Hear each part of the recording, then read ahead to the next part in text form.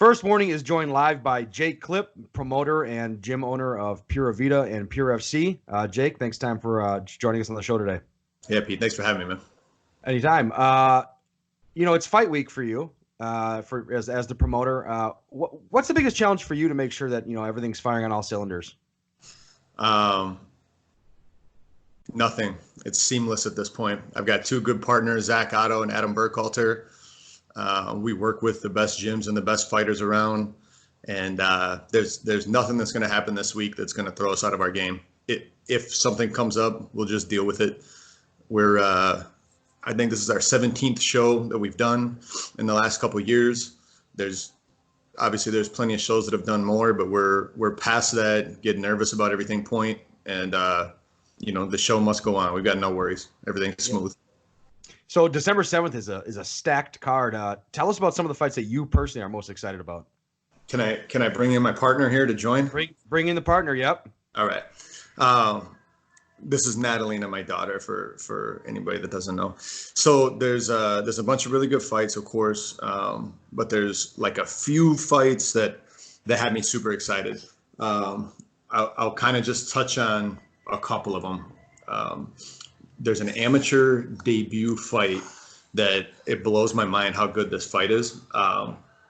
We've got a two-time national champion wrestler, Logan Hermanson, who's fighting with Jason Mentz, and he's fighting Ben Schultz, who's a Brazilian Jiu-Jitsu brown belt, a very competitive, winning grappler that is co-owner of Primal in Milwaukee. It's a newer gym, but not run by newer guys. So, sure. So we got Logan and Ben to agree to fight each other, and it's going to be a crazy debut fight. Awesome win for either guy. And then whichever guy doesn't win, it's like these guys are going to be a year or two from now. No one beats these guys in the amateur circuit. So one of them gets his loss out of the way early. The other one gets started with a nice big jump. Awesome. So obviously, you got the title fight. You got Jacob Teddy Bear Hevlin. You got Tyus White, who I absolutely love. Do you personally have a prediction for fight of the night? Yeah, I'll give you one. I'll give you one off the radar. This is what I like to do. So there's the names these guys you've seen fight before, and you kind of know what to expect. And then there's going to be some people that you've never seen before, and you're going to remember. And one of those fights where you're going to remember the guys, maybe a fight of the night, maybe one of the performances of the night, but you're going to remember these guys, Tyler Petterick and Brian Sullivan. Tyler and Brian, I think is going to be, it's just one of those fights where both guys have a ton of potential. I talked about Logan and Ben. Logan and Ben are like developed fighters, if that makes sense. They haven't fought yet. So they're going to work on their experience, but they're both very, like, Logan is a wrestler, a really accomplished, good wrestler. Ben's a really accomplished, good submission grappler. Tyler and Brian are not developed fighters yet. I don't know what they're going to turn into, but it's two guys that, again, everything's like with early amateurs a couple years from now. The ingredients are all there to be great. We've looked at Brian Sullivan as like, okay, it's weird to compare people this early in their career. The ingredients are there for like a Montel type prospect 2 or 3 years down the road. Wow. That's high praise right there. Montel, he's a guy that I'm very high on, him and O'Day, and we'll talk about them later. But obviously you're, obviously the promoter this weekend, but you're going to be doing some cornering as well. Who does Pura Vida have on the card? So we've got a couple amateurs and then a handful of pros. Brian Sullivan is one of our guys. Jordan Clark is fighting for the Pure FC lightweight title against Steve Pratt. Awesome fight, 2 bangers. Really excited for the fight. Tyus, you had mentioned Tyus White's going to have his second pro fight. Jacob Hevlin is going to have his second pro fight. And then the main event, Jamie Simmons is going to fight Morgan Sickinger for our main event. Those are our guys. That's stacked. The last time you were in Stevens Point, it was completely sold out, and that was during a blizzard. Stevens Point is becoming a real fight town. Are you expecting the same turnout, or are you think it's going to be even more? We're going to sell out, no doubt in my mind. I've got people messaging me right now about it. We sold out of tables 2 months before the show. Wow. Stevens Point's awesome for MMA. The fighters up there are really good. The fans love the support. So I think we'll have another sellout crowd, and we're really excited for the Stevens Point show. Yeah, me too. So Pura Vida is actually growing quite a bit. You just recently bought a new property. Tell us about that and what's going on with the new gym. I've seen you're active on social media, painting and taking videos. So tell us a little bit what's going on. Yeah, I'm like a construction worker. So Pura Vida's been a gym. We just hit our 9-year mark. We hit the point where we were ready to purchase a building. We outgrew our current space. We've been renting. We need a bigger space, and then we had talked for a long time about owning a building. Sure. So this took. I think we toured 27 different properties before we found this one.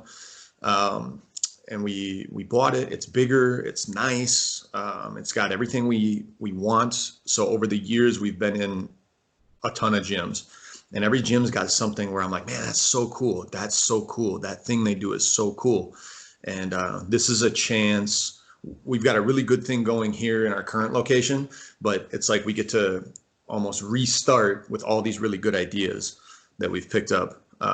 So it's big. It's right off the highway. It's near UWM, which is great for us. It's up by Shorewood. It's up by the north side where a lot of our fighters are coming from. It's convenient location, and it's going to be awesome for us. Really excited. That's awesome. So Montel's fighting January 25th. Picasso O'Day Osborne is rumored to be making a debut soon. What's the goal for you and Pura Vida for 2020? Well, Peter, it's the same goal we have every year. Try to take over the world. No specific goal. Just keep this machine going. Win fights, produce great fighters, and conquer our enemies and watch their women flee before us. You know. One guy that I'm looking forward to see returning to the cage is Timeil. How has his recovery been going, and when can we expect to see him back in action? Good. He's back to full training. Spirits are high. He's doing some of the construction help up at the new gym too. So he's back in the mix. He's grappling. He's striking. He's excited to be back in the fold. He was out because of that surgery for a long time, so he's got he's got to like work himself back into fight shape. Sure. But soon, I think early next year, maybe on our next card after Stevens Point, I could see putting Tim on, or some other card will come up. Sure. But is that going to be at 205? We'll see what his body wants to do. He's definitely an 85er. But we'll see if his body wants to do, if we're going to do a 205 fight to kind of knock this rust off. He's been off for like a year. It'll probably be almost a year and a half by the time he fights. So we'll play by ear a little bit. So Pure FC has been hosting numerous cards for years now. When's the next one after December 7th? We just confirmed with the Menominee Nation Arena in Oshkosh for February 29th, Leap Day. So okay. We're taking recommendations on cool show names. Sounds good. One thing I respect about you most is I think you have a very high fight IQ, and I love talking fights with you in person. When I go to Pura Vida or I see you at the events, I just love listening to you break down fights. So I'm going to throw you a little bit of a curveball here. Who's your pick? Khabib versus Tony and Cowboy versus Connor? More importantly, how do you see those fights playing out? I've wanted Khabib and Tony to fight for a really long time, like a lot of fans have. The reason I want that fight to happen, Khabib takes very elite fighters out of their element and forces them to play his game's almost the wrong word, but to avoid his game. Tony doesn't have a game. Tony's chaos. It's how he fights. There's no rhyme or rhythm or pattern. I don't think he fights with any particular type of pattern. He fights with chaos. And Khabib has shown holes in his game, and he's shown moments of weakness in his fights. He's this undefeated, terrifying, send me location champion, right? But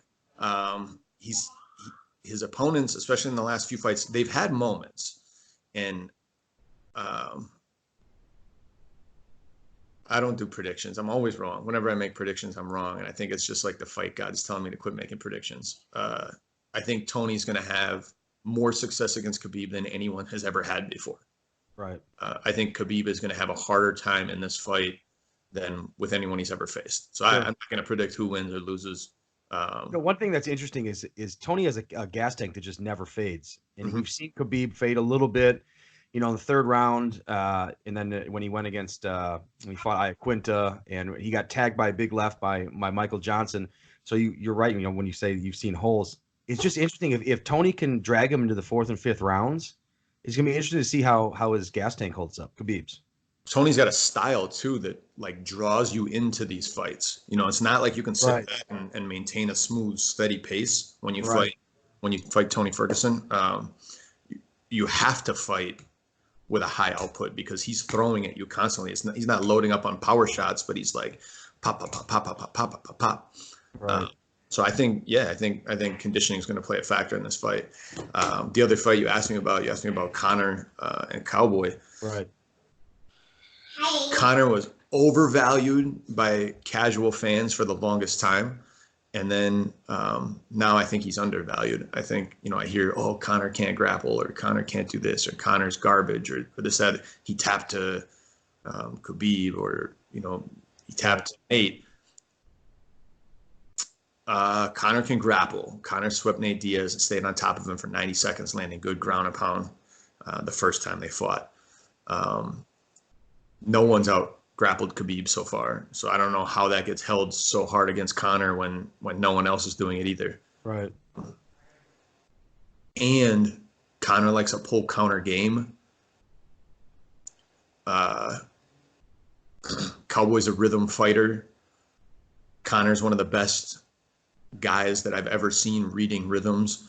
I think I put way more emphasis on Tony in that fight, and I put way more emphasis on Conor in this fight with Cowboy than I think probably casual fans do. Right. Do you think it makes a difference that it's at 170? I actually, they say you don't have to cut weight when you go up in weight classes. Some guys don't have to cut weight. Some guys have this problem of they always think like, okay, I'm 10 pounds away, so I'm good, whatever weight class they're fighting at.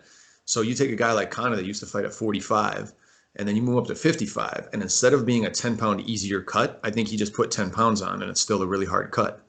When he fought at 170, has he fought there twice now? He fought Nate there twice, yeah. I think he's carrying extra weight, and it makes him more tired. Like, I don't think he's in as good a shape because he's like allowing himself to be too heavy, if that makes sense. Right. I actually think going up to 70 helps Cowboy more than it helps Conor. Yeah, I don't disagree with that. It's interesting because when I first heard it was announced at welterweight, I was like, are they setting something up with a potential fight with Masvidal or Nick Diaz for Conor? So it'll be interesting to see how that plays out. But here, real quick before we let you go, let the fans know where they can get tickets for December 7th and in Stevens Point at the Holiday Inn. So tickets the night of the fight, there may be some left, but we will be sold out. Fans last time we were up in Stevens Point got turned away at the door. So your very best bet is to get your tickets ahead of time. You can talk to any of the fighters that are on the card, or you can go to MMAticketsnow.com. You can select the fighter you want to support. They get a commission percentage on those ticket sales. So that helps the fighters out. But yeah, that's where you're going to see the tickets available, and you want to snap one up quick so you can come watch these fights. Sure. As always, Jake, I really appreciate your time. I know your event is going to be a huge success, and I look forward to being there. Hey, thanks for the call, Pete. I appreciate you, man. Take care.